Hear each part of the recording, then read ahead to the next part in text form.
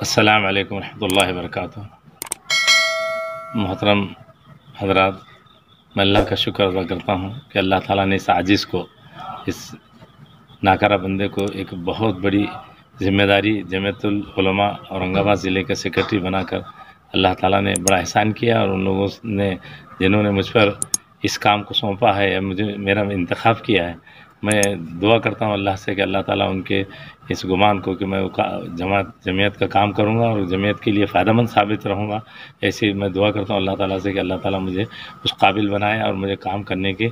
زیادہ سے زیادہ جو ہمت اور طاقت عطا فرمائے۔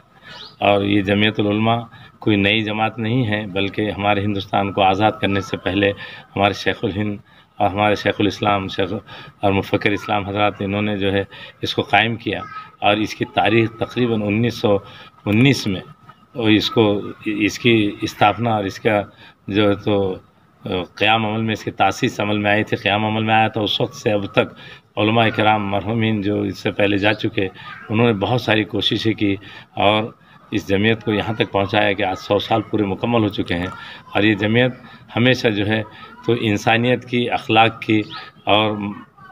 محبت کی اور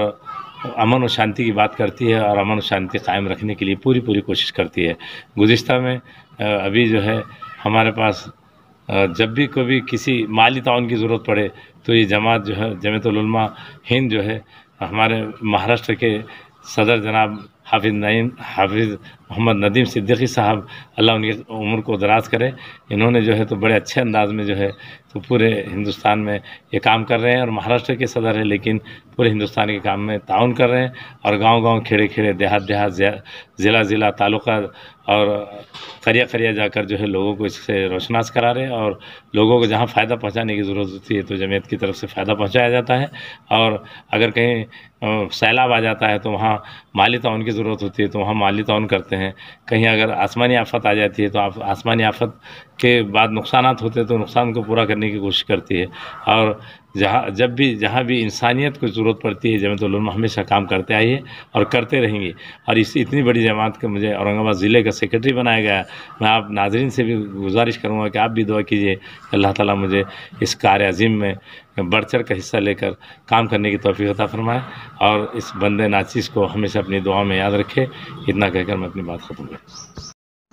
شامل عبادت